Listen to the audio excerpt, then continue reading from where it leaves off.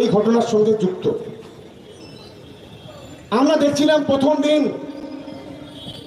যখন আমাদের দলের এক গাদ্দার বিশ্বাসঘাতক ধরা পড়েছিল, আমাদের দলের একজন কর্মী মোফাজ্জল খান। টিএমসি নেতা ভাঙড়ে এক টিএমসি নেতা খুন হয়েছে, তার পিছনে কে এবং কারা আছে তার জন্য পুলিশ উঠে পড়ে লেগেছে ধরবার জন্য। কিন্তু সেখানে সবাই জানে যে শওকত মোল্লা যিনি আছেন উনি দায় করছে। এই শওকত মোল্লা যিনি ভাঙড়ের বড় এক নেতা, এনাকে একসময় টিএমসি যে মুখ্য আমাদের রাজ্যের যে মুখ্যমন্ত্রী মমতা ব্যানার্জি উনি বলেছিলেন যে শওকত মোল্লা তুই তো পাড়ায় পাড়ায় বোম মেরে বেড়াস, পাড়ায় পাড়ায় অস্ত্র নিয়ে ঘুরে বেড়াস, তোর মতন একটা বড় ক্রিমিনাল ভাঙড়ে রয়েছে, তাই কোনোদিন ভাঙড়ের শান্তি ফিরবে না। এই বক্তব্য কিন্তু আমরা শুনেছিলাম, নিজে মমতা ব্যানার্জি খুদ নিজে এই কথাটা বলেছিল। বর্তমানে দাঁড়িয়ে যেখানে মার্ডার হলো সেই ভাঙড়ে এখন বর্তমানে অবস্থা খুবই খারাপ। ভাঙড়ের নেতা শওকত মোল্লা, আপনারা পুরো ফুল বক্তব্য আপনার সামনে তুলে ধরছি যে শওকত মোল্লা ওনার মেন বক্তব্য কি, উনি যেভাবে ঘোরাতে চাইছে কথাটা সঠিক কিন্তু নয়, আপনারাই দেখুন।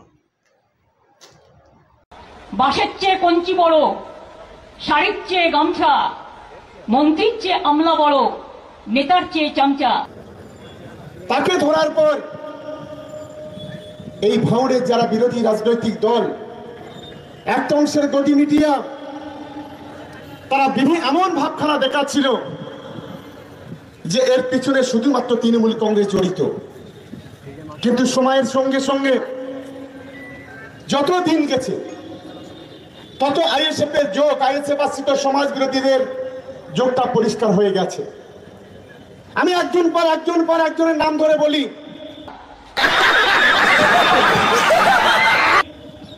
রাজু বলে একজন যে ধরা পড়েছে, যে সাব শুটার, যার বাড়ি হচ্ছে চকমারিচায়, সে একজন আইএসএফ এর কর্মী।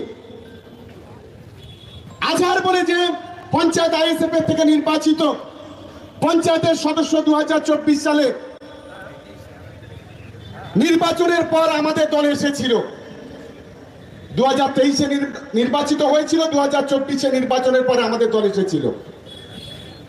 এই আজহার হচ্ছে মেন প্ল্যানিং করেছিল মোফাজ্জলের সঙ্গে, এখনো পর্যন্ত যা খবর।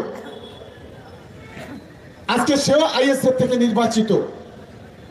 গতকালকে রফিকুল খান, যার বাড়ি হচ্ছে পানাপুকুরে, গতকাল সে অ্যারেস্ট হয়েছে তার হাসনাবাদ থেকে।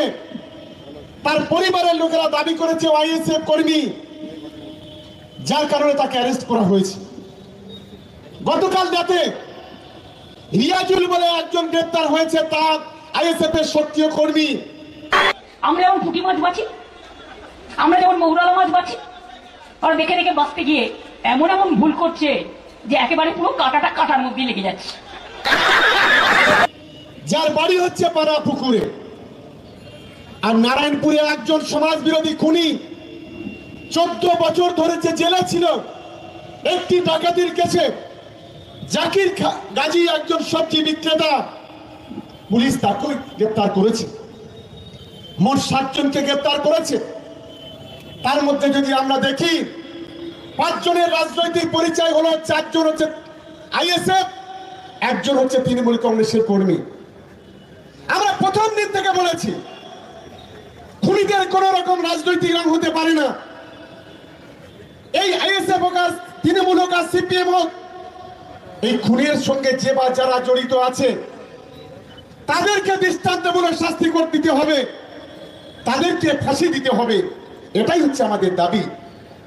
আমরা অবাক হয়ে যাই যখন আমরা খুনিদের দাবিতে, সে কোন নয়ের লোক আমরা যখন দেখছি না, আমরা এটাকে নিয়ে যখন প্রতিবাদ করছি, তখন আমাদের রাজ্যের কিছু বিরোধী দল আর কিছু পেশাদার দালাল মিডিয়া আজ তারা এই ঘটনাকে কিভাবে মুভমেন্টটাকে চেঞ্জ করে দেওয়া যায়, কিভাবে তৃণমূল কংগ্রেসের ঘাড়ে চাপানো যায়, এই ধরনের একটা নোংরা খেলা, নোংরা চক্রান্ত ষড়যন্ত্র করছে।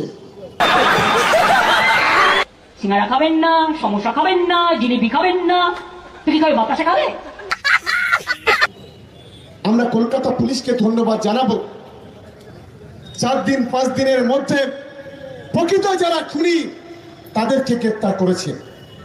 আমি আজকে এখানে হাজার হাজার মানুষ আছে, মিডিয়াতে হাজার হাজার মানুষ আছে যারা দেখছে, আমি তাদের বলি, আমরা তৃণমূল কংগ্রেসের কর্মীরা যেদিন রাজ্জাক খান খুন হয়েছিল, আমরা যদি মনে করতাম আমরা 20 জন আইএসএফ এর নেতার নামে এফআইআর করতে পারতাম, আমরা 10 জন সিপিএম বিজেপির নামে এফআইআর করতে পারতাম, কিন্তু আমরা সেটা করিনি। আমরা আননোন এফআইআর করেছিলাম পরিবারের পক্ষ থেকে, কারণ আমরা চেয়েছি প্রকৃত খুনি যারা বেরোক।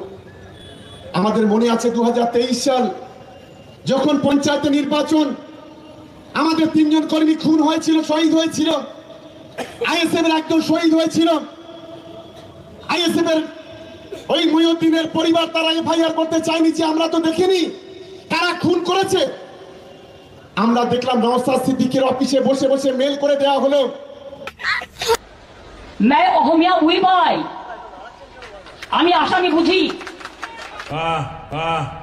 আমি তাদের সকলকে বলবো বাড়ি গিয়ে গরম জলে স্নান করে নেবেন আর একটা অ্যান্টি অ্যালার্জি খেয়ে নেবেন।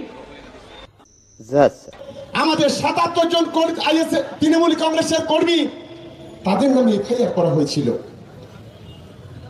এটা হচ্ছে একটা দৃষ্টান্ত ছিল সেদিন 2023 সালে। আমরা সেদিনও পারলে পারতাম আইএসএফ এর যত সমাজ বিরোধী আর তার নেতা যে জঙ্গি যাকে বলি আমি, সেই নওশাদ সিদ্দিকী, তার নামে আমরা এফআইআর করতে পারতাম, কিন্তু আমরা করিনি। আমরা প্রকৃত যারা খুনি তাদের নামে এফআইআর করেছিলাম। আর এবারে আমরা দৃষ্টান্ত স্থাপন করেছিলাম বলে আজকের ভাঙড়ে প্রকৃত খুনি যারা, আজ তারা একটার পর একটা অ্যারেস্ট হচ্ছে।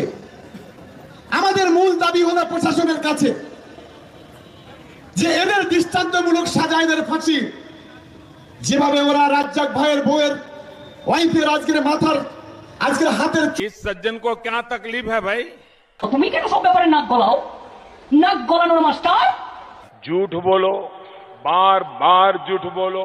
যত কথা বলে মিথ্যে কথা বলে, একটা সত্য কথা বিজেপি বলে না। এক ডবল ইঞ্জিন সরকার খালি ছুটা দাস রায় লেখা है।